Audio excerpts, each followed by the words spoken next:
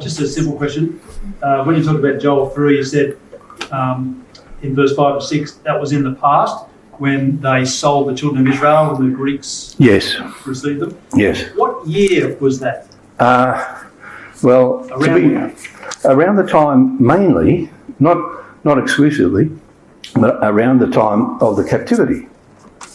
You remember that Edom was told in Obadiah, stop boasting against the people, don't stop rejoicing and being happy because my people have been taken into captivity, So in other words, when the land was, I suppose, lost to the enemy. Now it did happen over a period of time in Ezekiel 27. In verse 13 of Ezekiel 27, you read in verse 12, Ezekiel 27, Tarshish was thy merchant, this is talking about Tyre, by reason of the multitude of all kind of riches with silver, iron, tin and lead, they traded in thy fairs.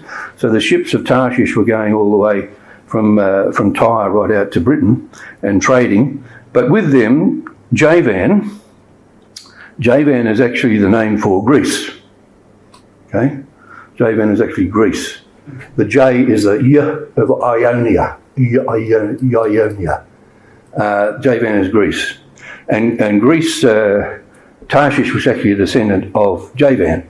And they had all the ships of trade. Now there were slave traders who took many by ship. So the word Javan there is the same as the word Grecians in Joel chapter 3. Grecians, Javan, okay? So the Grecians and Tubal and Meshach. Now, of course, that's Siberia, okay? So some slaves were sold off into Siberia and some were taken by ships to Europe by Javan. So it says Javan, Tubal and Meshach, they were thy merchants. They traded the persons of men and vessels of brass in thy market. So when Joel says you sold them through the Grecians to lands far off, this is what it's talking about, that time. So when Ezekiel is writing, we know it's during the captivity. And this seems to be a fairly recent thing, These are all the things that you've been doing, Tyre. You're going to be destroyed. Recently, you've sold my people off into slavery. Some went into captivity to Babylon. Others were sold as slaves beyond Russia by land or by sea, the Grecians, off to the far west. So the Jews were sold into slavery. God says, you, Tyre, you people were involved in selling my people off into slavery. I'm going to get you into the hands of Israel and they're going to sell you off in the other direction. Instead of the northwest through the Grecian ships, you're going to go by land into the southeast into the area of Arabia. Now the Jews, of course, did fairly well once they went into slavery because they started up businesses in Europe. They did all right. And the Palestinian people, when they're taken over by the Saudis with unlimited money to give them jobs and work, and they'll do all right too. So there'll be blessings for Arabs and Jews in the kingdom. Have you any idea on or thoughts on when Gog of the North comes down and goes through the land to Egypt? How long that period will last? No, I don't know. Can't you take a guess? Look, it's a really interesting question. It doesn't appear that they're very long down there. They're long enough to take control. Now, what are they taking control over in Egypt? Well, basically, it's the trade, the Suez Canal, more than anything else. There are a lot of treasures there, true. It says, they have power and control over the treasures of Egypt. Treasures are that there is wealth there is gas and oil there that's really ain't being discovered. The trade, if that route doesn't go through Saudi Arabia in time, that Netanyahu showed, then the opening up of the Suez Canal again, when the Houthis are stopping bombing the ships going through there, again, it's a central trade area. And remember, Napoleon wanted control of Egypt, and Hitler wanted control of Egypt. Because if you control Egypt, you control that whole Middle Eastern area economically, they say. So they get control of that, but something happens. Jesus returns. There's trouble out of the northeast. You can't work out what's going on. There's something happening in Jerusalem. Now, I don't know. Can I say a few years? Yeah, okay. When Antiochus Epiphanes had his attempt to come down into the area too, and he was going to take over Egypt, but that was when the Romans were in control, and the Romans said, out of here, we're going to take Egypt. Well, they all wanted Egypt. He Egypt. went back up into Israel and decimated Israel at that time too. Alexander the Great too, same thing, you know. Yeah. I saw something on YouTube that was saying that Libya and Sudan meant that they're always sort of allies or connected with Egypt. And in that prophecy that was read, it said that Libya and Ethiopia would be on the at his steps. At the steps. At his steps. No doubt about that. Libya, the word simply is Phut, P-H-U-T, which is the ancient name for all of the top of Africa. Libya, Algeria, right across to Morocco, in fact, that whole area there, all north of the Sahara. Okay? And Ethiopia is Kush, which is all south of the Sahara. So we oughtn't to just limit it to Sudan. All those African countries. And who is courting the African countries more than anyone else right now? Russia. Russia. They've held two big conferences in Russia where all the African leaders have been invited, and Putin said, any debt you had for the Soviet Union for your development in time past, forgiven. All we want you to do is to buy all your weapons from us. We're happy to give you as many Kalashnikovs as you like. Now, there's a reading in Chronicles we read just recently, I think it's Chronicles, not Kings, Chronicles, where the Ethiopians came against Israel with others. The Ethiopians supplied 1 million men back then. You imagine, you put out 10 million Kalashnikovs to those people in Africa, they're running like crazy up to be with Russia in the war. So they're going to be delighted to follow Russia, Ethiopia and Libya as well. Libya as a country is more or less controlled by Russia now. The Wagner Group had a big say in destabilising. They had a lot to do with it under the previous Prigozhin. He did a lot there. And France had a lot of interest in that northern sub-Sahara area, and they've really been driven out because they've been wanting money from the mines there to go to France. And Russia said, don't worry about that. You know, just keep it for yourselves. We'll give you some guns. Everything will be all right. So the French are more or less pushed out. Russia's in control. I've heard it said that 3.5. Sorry. I'm sorry, I'm going back again. You might as well stay. I think we'll stay here. Get you the chair. But, I've heard 3.5 mentioned.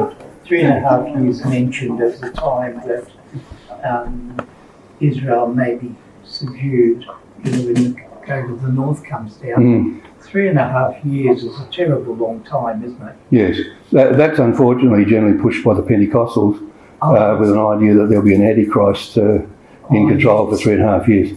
Wipe that from your memory. It's just not appropriate. No, you'd want it to be quicker than that, because otherwise. I think it'll be a very short space of time where there is peace and safety. They'll say peace and safety, the walls are broken down, you know, everything's solved, you know, the Palestinians are looked after by the Arabs, their brothers, we can progress here now, we feel safe and secure, we've got all our protections in place, nobody immediately looks like they're going to attack us. Will it be the literal walls, do you think, too? Yeah, I think so. Yes, they've got the big walls there now separating. Why will they need those anymore? They won't need them. The West Bank, I think, is part of the borders or the coasts of Palestine. They'll be gone too. And they'll be looking and saying, wow, that looks pretty good over there in Saudi Arabia. They're building new cities, they're building new industry, they've got lots of money, and they're telling us, come over.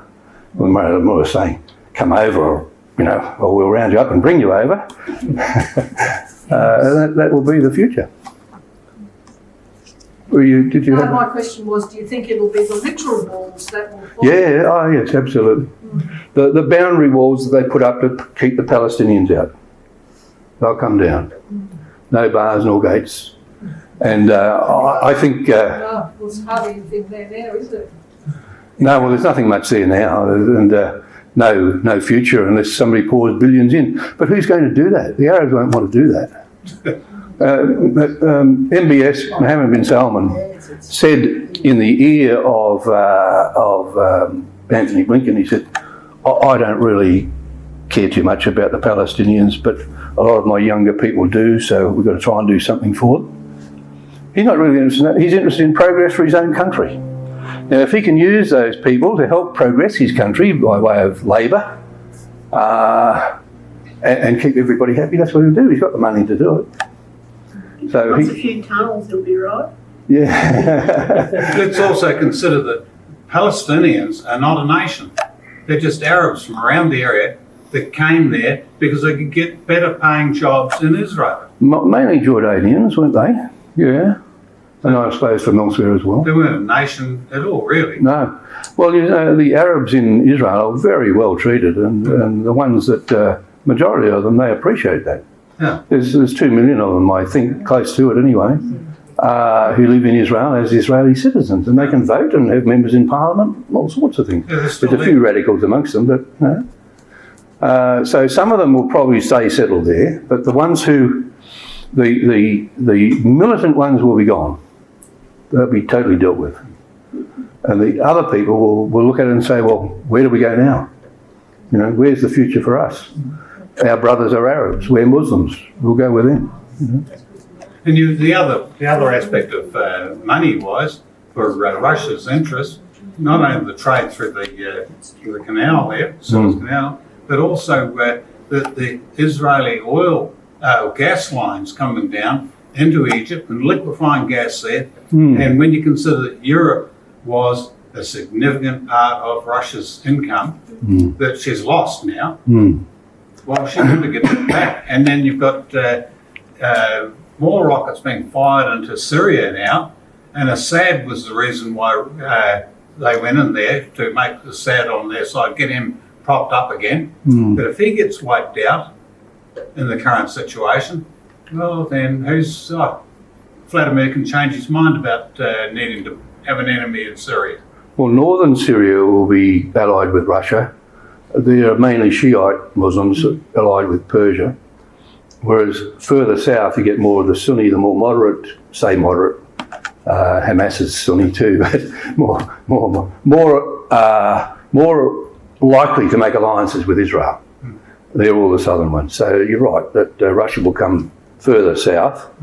As far as Lebanon is concerned, north of Tyre and Sidon will probably remain the country of Lebanon, but up to that area there will become part of Israel, or certainly under Israel's control, shall I say, because the Resolution 1701 of the United Nations says that Hezbollah had to be north of the Litani River, but there's another river just further up, just past Tyre and Sidon, which is the Awali River, which also is a good geographical line, and Israel said to people living south of that, move north from there.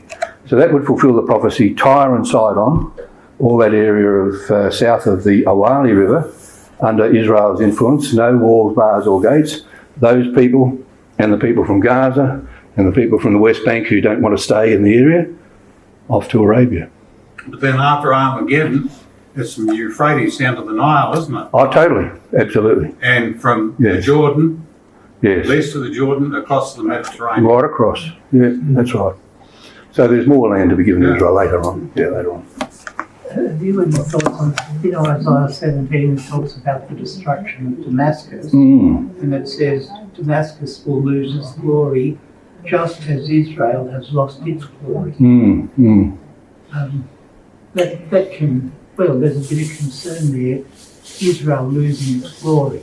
It's like it seems to me like they've done something to Damascus, or they've done something to lose their glory, or they've lost their manpower. Well, look, the terrible situation is that in Armageddon, if it all applies to Armageddon, which it most likely seems as though it will, that as Russia comes down, Damascus goes, if not before Damascus goes. And whilst Russia in the first instance comes down the coastal area through Israel and doesn't do much to Israel on the way through, and Israel sort of steps back and says, you want to go to Egypt? Go by all means. when they come back, 2/3 of the Jews will be cut off. I see. That's what it's got to be talking about, isn't it? Terrible situation. And they will be on their absolute knee bones, you know, when the Lord intervenes.